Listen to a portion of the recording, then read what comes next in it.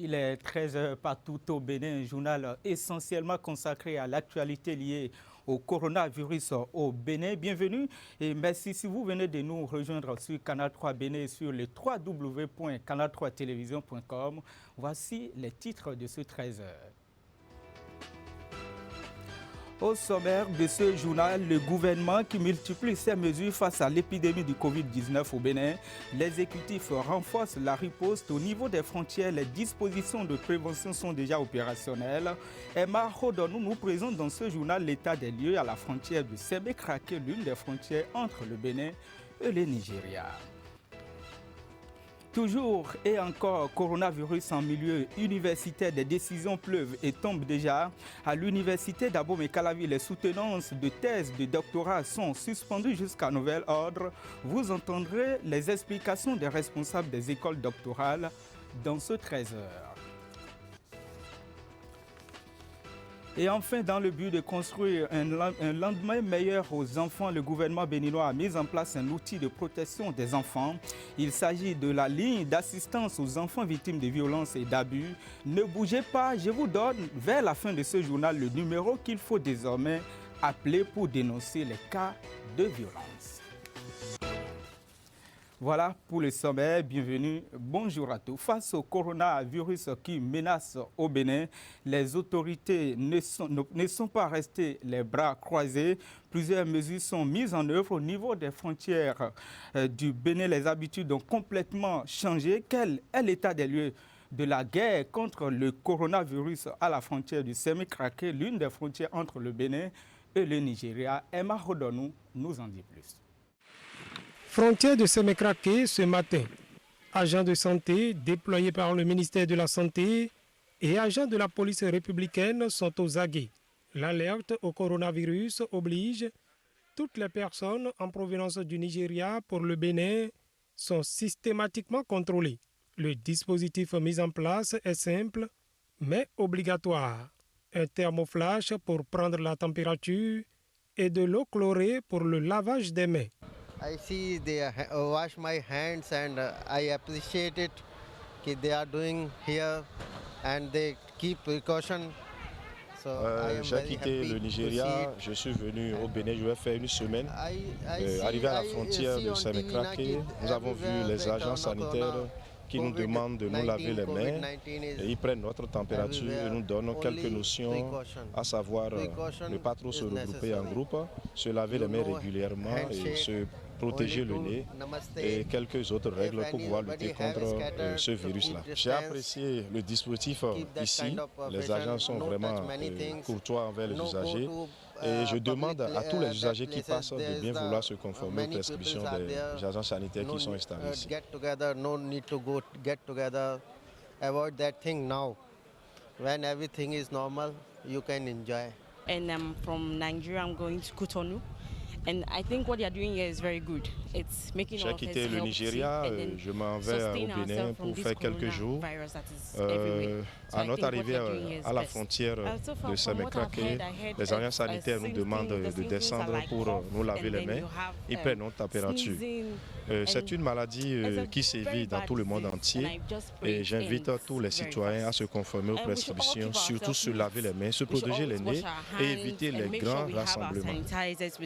Always in anything you do, make sure you wash your hand so you will be able to stop this sickness from getting closer to yourself. Ces exigences pour prévenir les contaminations au coronavirus sont obligatoires aussi bien pour les passagers des véhicules que pour les piétons qui traversent la frontière. Au dit des agents, aucun cas suspect à cette frontière jusqu'à présent, mais il y a tout de même quelques résistances de certains usagers qui refusent de se laver les mains. La faute à certaines idées préconçues. Il y a beaucoup de gens, surtout les gens qui viennent du Nigeria, là, ils refusent de se laver les mains. Quand on les force de se laver les mains, ils disent non, que peut-être ils veulent prendre leur chance pour prendre leur lot pour faire quelque chose. Donc je dis non. Est-ce que l'État peut avoir ces idées? Il dit non, que voilà que même si les maternités ou bien les hôpitaux, les gens prennent les sang pour faire les trucs. Je dis non, si c'est comme ça, donc tu retournes dans ton pays. Ou bien tu laves les mains et tu rentres. Oui, les alphas aussi, bon, les alphas, ils refusent carrément que leur religion, qu'on ne lave pas la main ailleurs. Donc ils se lavent les mains à la maison. J'ai dit non. Ici, c'est l'État qui a exigé à tout et chacun de laver les mains. Donc c'est de là, quand on leur a expliqué ça, certains lavent les mains, certains retournent, qui retournent dans leur pays. À l'intérieur du poste juste apposé, la police républicaine et les agents de santé veillent aux mesures de prévention retenues par le gouvernement. Mais à l'extérieur, au niveau du marché et de la gare routière, aucune action pour le moment. Les transporteurs ici ne voient d'ailleurs pas comment respecter la distance sécuritaire entre les passagers telle que préconisée par le Conseil des ministres. Cette affaire de distance entre passagers ne peut pas marcher. On prend un devant et trois derrière. Et les gens sont obligés de se serrer. Ça ne peut pas marcher. Sur le terrain, le bouche à oreille se poursuit pour sensibiliser les uns et les autres sur les bons comportements à avoir en ce temps de guerre contre un ennemi invisible. Et depuis la découverte du premier cas de coronavirus au Bénin, les mesures pour la préservation et une bonne maîtrise du mal se sont multipliées. Dans la mise en application, les difficultés existent et les populations rechignent, comme c'est le cas dans les milieux religieux. Tanguy Agoye et Moufi Saboran sont allés constater comment se mettent en pratique ces conseils et recommandations des autorités sanitaires. Reportage. Église catholique Saint-Jean-Baptiste de Cotonou, vers la fin de la matinée de ce mercredi. Ce n'est pas la grande affluence des heures de prière, mais le monde des fidèles est là, recueilli et contrit. Ce sont en fait ceux qui arrivent à s'accommoder des nouvelles règles imposées par la conférence épiscopale, suspendant l'acte de la paix du Christ et changeant le mode d'administration de la communion. Il y a en effet une bonne partie des fidèles qui ne l'intègrent pas encore. Ça a changé un peu les habitudes. Et beaucoup, actuellement, il y a certains qui ne viennent plus à la messe. Oui, carrément. Et il y a certains même qui disent à leurs enfants de ne pas venir à la messe. Les dispositions diverses sont mises en œuvre, en tout cas pour les plus essentielles, par les responsables religieux. Nous sommes ici au siège national de l'Église protestante méthodiste du Bénin où un nouveau rite s'impose à l'entrée avant d'accéder aux différents bureaux. Mais le souci des responsables, c'est de faire respecter la distance d'1 mètre entre fidèles lors des cultes. C'est une question vraiment difficile à répondre parce que l'espace, nous devons en tenir compte aussi. Et c'est dans ce sens que je disais tout à l'heure que nous allons au sein du bureau du Conseil du Synode général voir, réfléchir, qu'est-ce qu'il faut faire.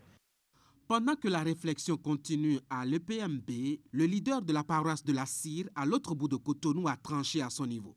Un réaménagement à l'intérieur de l'église respecte la distance entre fidèles et fait passer le nombre de places assises de 800 à 200 au premier niveau. Point de demi-mesure, quitte à perdre quelques fidèles pour le moment. Parce que si ça rentre dans l'église, c'est pas bien pour nous aussi, c'est pas un bon témoignage. D'abord, quelqu'un qui vient prendre à l'église peut amener à la maison ou bien quelque part. Donc nous sommes tenus à protéger la population. Il est par ailleurs envisagé la mise en place du dispositif de lavage des mains. Pas comme chez les prêtres vaudous. On est bien conscient du danger par ici, mais l'observance rigoureuse des nouvelles règles paralyse la tenue des rituels annuels impératifs. Contre mauvaise fortune, on essaye de faire bon cœur. Nous sommes obligés de de suspendre ces activités-là à travers tout le pays en attendant que de nouveaux mots d'ordre soient donnés. Donc cela perturbe fondamentalement, mais le véritable problème aujourd'hui, c'est comment satisfaire les exigences liées à l'invisible qui sont des exigences qu'on ne doit pas laisser tomber. Coincés entre l'impérieux et le nécessaire, les dignitaires des religions endogènes cogitent. Même si la foi peut imposer une assurance, d'ailleurs partagée par les autres religions, convaincus d'en arriver à bout par la force de la croyance.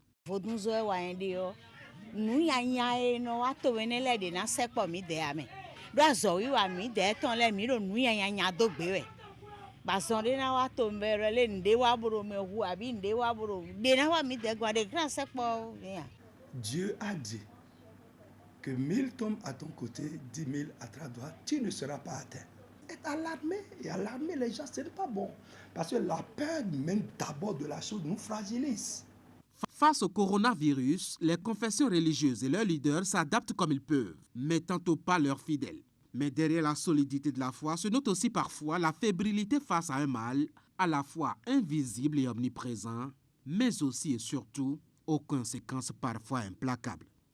Et face à l'intrusion du coronavirus au Bénin, des Béninois s'interrogent au sujet du TOFA qui n'a pas, selon eux, et prédit cette pandémie pour le compte de 2020.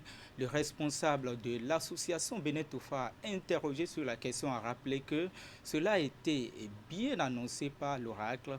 Voici un extrait de ses explications au micro de Tanguy Agoy, Moufid Sabo.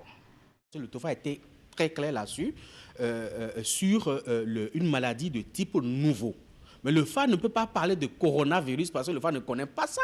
Le FA ne parle pas, le FA a parlé d'une maladie de type nouveau qui va venir nous envahir. Et lors des sacrifices, j'ai veillé à ce que nous, on fait, quand on consulte comme ça et que ce genre de choses arrivent, la cérémonie qu'on fait, c'est à Zongyi, c'est-à-dire on renvoie la maladie. Mais vono, c'est-à-dire que les sacrifices atténuent, mais n'enrayent pas définitivement le mal. Ça veut dire que ça va arriver, mais ça n'aura pas la même ampleur que si rien n'avait été fait. Avant, nous avons vécu les varioles, les varicelles et tout ça, et même la gale aussi avait sévi sérieusement ici. Nos aînés avaient développé des rituels pour endiguer la pandémie. Et ces rituels-là, nous avons décidé de les réveiller désormais pour mettre ça à la disposition de la population, mettre ça à la disposition de nos gouvernants pour pouvoir enrayer ça. Cette maladie était déjà connue ici. Et c'est même dans ces recherches-là sur la pandémie que j'ai su que même le VIH-Sida était déjà connu dans les années 1800. On appelait ça Gokui-Gokui, qui était déjà connu ici avant qu'en 1983, le 20 mai 1983, les laboratoires américains ne découvrent ça. C'est une situation qui profite à l'Afrique. Vous savez, c'est le déclin de la civilisation occidentale. Cette histoire marque le déclin de la civilisation occidentale. Et c'est maintenant, plus que jamais, à l'Afrique de profiter pour prendre le dessus sur le Conseil des Nations. À cause de cette épidémie, les soutenances de thèses de doctorat sont pour le moment suspendues à l'université d'Abomey-Calavi. Les responsables de l'école doctorale justifient cette décision par le fait que les cérémonies de soutenance drainent du monde. Ils ajoutent également qu'elles nécessitent la présence des jurys, des enseignants donc étrangers. Placide Cléjo est le directeur de l'école doctorale pluridisciplinaire Espace, Culture et Développement. Il est au micro de Nassi Salossé. Au niveau de l'école doctorale, pour chaque soutenance, il faut 2 étrangers. Les tests qu'ils ont exigés. À chaque soutenance, les étrangers seraient là. C'est en raison du déplacement de ces étrangers qu'on a pris nos précautions pour dire, bon, nous allons sursoir d'abord aux soutenances en attendant que la situation soit un peu clarifiée. Alors, même si on ne prenait pas les mesures de suspension, il y a des pays qui ont refusé à ce que les professeurs sortent. Donc, nous serons toujours à PET. On va les appeler, ils ne pourront pas venir. Donc, on a été prévoyant pour que nous puissions gérer efficacement la situation. Mais on est en train de voir aussi les autres possibilités de faire les soutenances sans les déplacements, par exemple par vidéoconférence. Bon, il s'est fait que la salle de vidéoconférence est un peu exiguë. Donc on est en train de voir si la situation continue, comment nous allons contourner et faire quelques innovations en organisant les soutenances par vidéoconférence. Parce que c'est un peu gênant de bloquer les doctorants qui sont en fin à la fin de leur recherche pour présenter leurs résultats. Et en dehors de ça, même les mercredis scientifiques où nous nous rencontrons, je viens d'envoyer la note pour ce soir aussi au mercredi scientifique. Donc pour éviter, ça donne du monde aussi, pour éviter qu'il y ait attroupement pour propager vraiment la maladie. Et suite aux décisions du gouvernement béninois pour éviter la propagation du coronavirus, Anselme Amoussou, secrétaire général de la Confédération des syndicats autonomes du Bénin, déplore l'absence des mesures préventives concernant le secteur de l'éducation. Le gouvernement doit revoir sa copie, a-t-il souligné dans une interview accordée à l'une de nos équipes. Il propose également des pistes de solutions à l'État pour sauver le secteur éducatif.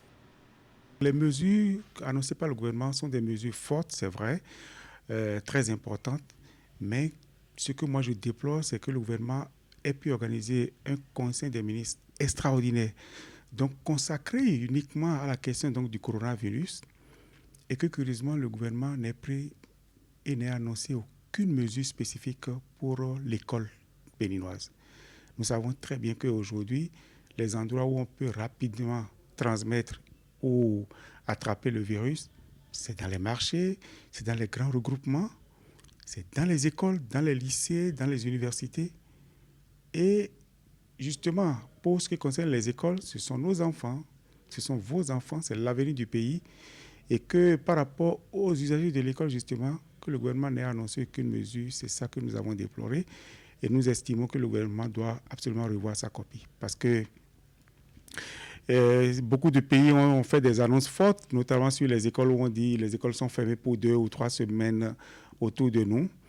Même si nous ne voulons pas aller vers cette extrémité, je pense que nous devons quand même tout au moins annoncer et faire injonction aux chefs d'établissement de mettre des points d'eau dans les écoles avec de l'eau et du savon pour que les enfants puissent avoir l'obligation de se laver les mains. Qu'on demande aux chefs d'établissement de regarder dans leur budget et de se doter des gels de désinfectants pour que tout au moins on sente que l'école préoccupe le gouvernement par rapport à la propagation de cette pandémie. Moi, j'irai plus loin. Si j'étais aujourd'hui gouvernement, je demanderais au ministre de tutelle de rapidement prendre leurs responsabilités. Parce que le gouvernement, dans son ensemble, peut ne pas avoir vu, peut ne pas avoir perçu cet aspect que j'évoque. Mais c'est du devoir de tout au moins de nos 2 ou 3 ministres de tutelle de l'éducation de pouvoir rappeler au gouvernement, attention, par rapport aux écoles, nous devons absolument faire quelque chose. Et de ce point de vue, nous sommes très proches des congés de Pâques. Pourquoi le gouvernement n'enverrait pas les enfants en congé anticipé de Pâques? Il y aura 2 avantages. Le premier avantage, c'est que le gouvernement ne décrète pas la fermeture des écoles. Parce que si on ferme les écoles, on ne sait pas pour combien de temps encore. Mais au moins, les écoles seront vides. Et ça permet à nos 2 ministres, à 3 ministres de tutelle, de pouvoir prendre les dispositions qu'il faut en termes d'aménagement de l'espace, en termes d'aménagement des salles de classe, en termes donc de mise en place des dispositifs d'hygiène, de lavage de mains, etc. Et lorsque nous allons reprendre les classes après Pâques, toutes les écoles seraient plus ou moins préparées, tout au moins, pour avoir le minimum. Et donc le minimum qui permet d'avoir des enfants qui ont les mains propres, qui ont le visage propre et qui savent déjà un peu quels sont les réflexes qu'il faut avoir, quels sont les comportements qu'il faut avoir. Donc c'est une mesure que l'on peut prendre, que l'on peut envisager. C'est mon rôle en tant qu'acteur social de pouvoir faire des suggestions au gouvernement et votre caméra me permet donc justement d'interpeller nos ministres de tutelle et de leur dire que leur copie doit être absolument revue. Après le premier cas confirmé lundi, le Bénin a enregistré un second cas de coronavirus mardi. Il s'agit d'une Allemande de 21 ans. Le sujet a été entièrement pris en charge et se porte bien selon les autorités sanitaires. L'époux de la jeune femme a été mis en quarantaine. Voici les explications du secrétaire général du ministère de la Santé. Il est au micro de Idrissou Boukari, Moufis Sabouan.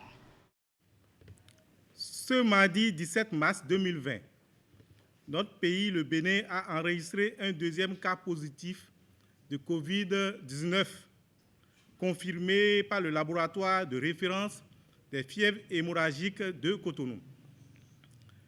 Il s'agit d'une jeune femme âgée de 21 ans, de nationalité allemande, venue d'Allemagne le 11 mars 2020 à 21 h et qui a rejoint Cotonou via Munich puis Paris.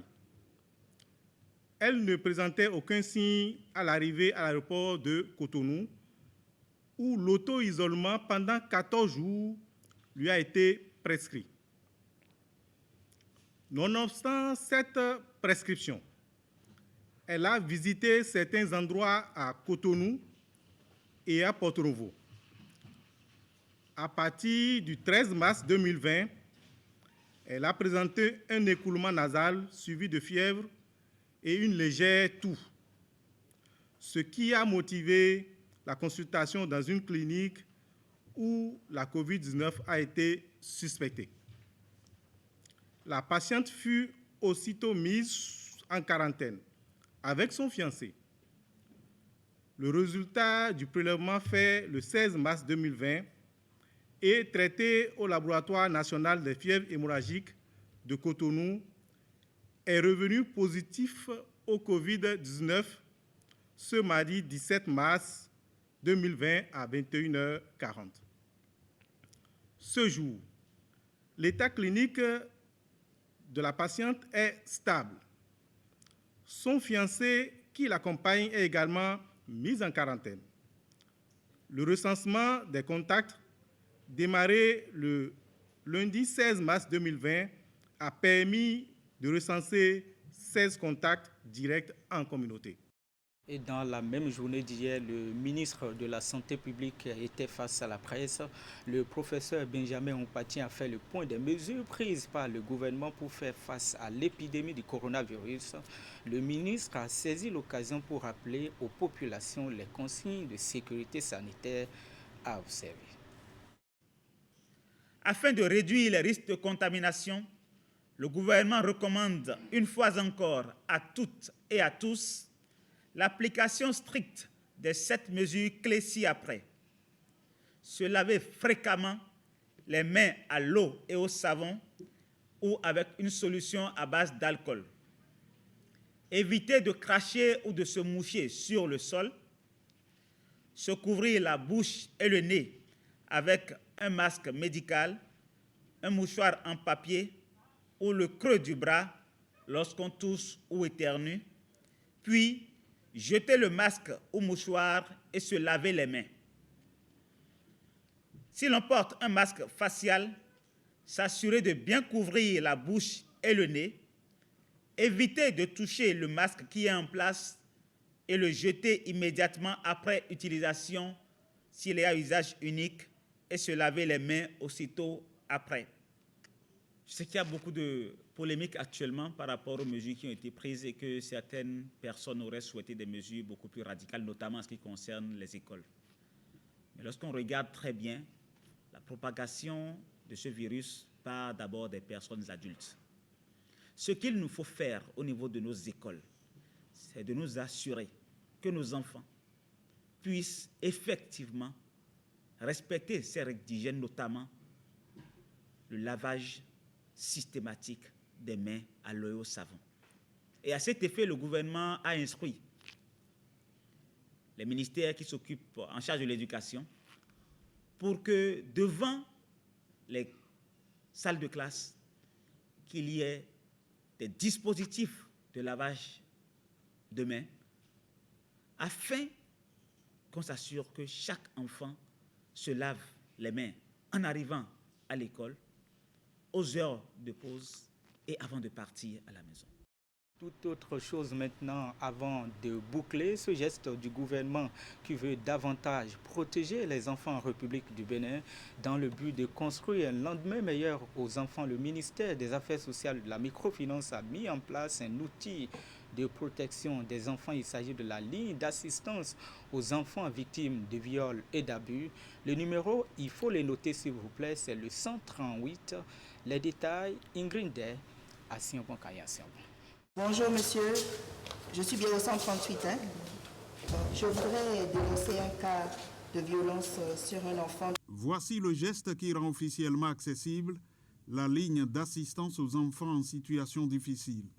Il s'agit d'un outil de protection qui va permettre à la population de dénoncer en toute sécurité des violences et abus faits aux enfants. Le programme porte la marque du gouvernement béninois à travers son ministère des Affaires sociales et de la microfinance et fait suite aux recommandations issues de la Convention internationale des droits de l'enfant. Votre présence témoigne de votre engagement et de votre implication effective dans la préservation de l'intérêt des enfants et de la défense de leurs droits. Le ministère des Affaires sociales a une lourde responsabilité dans la protection de l'enfance. Nous ne saurions donc rester indifférents aux violences que subissent encore malheureusement nos enfants dans la société. La mise en place de cette ligne, dont le coût financier s'élève à près de 138 millions de francs CFA, est le fruit d'un travail de longue date entre le gouvernement et plusieurs partenaires, notamment l'UNICEF et les Pays-Bas. Un acte qui traduit leur dévouement collectif pour la cause des enfants au Bénin. Les lignes d'assistance aux enfants sont des véritables réseaux de soutien qui peuvent sauver des vies. Nous sommes confiants que cette nouvelle ligne, gratuite et disponible 24 heures sur 24 au Bénin, sera une réussite. 138, c'est le numéro spécialement conçu pour ce programme de protection. Il est accessible 24 sur 24 et entièrement gratuit à partir des lignes conventionnelles et des réseaux GSM, MTN et Move. Mesdames, Messieurs, c'est la fin de ce journal que je vous remercie d'avoir suivi. Ne soyez pas en retard sur l'actualité nationale, notamment celle relative à l'épidémie de coronavirus. Il suffit tout simplement d'aller sur nos canaux digitaux. Le principal, je vous le rappelle, le www.canal3television.com. D'ici là, portez-vous bien et surtout n'oubliez pas de respecter les consignes des autorités sanitaires. À très vite.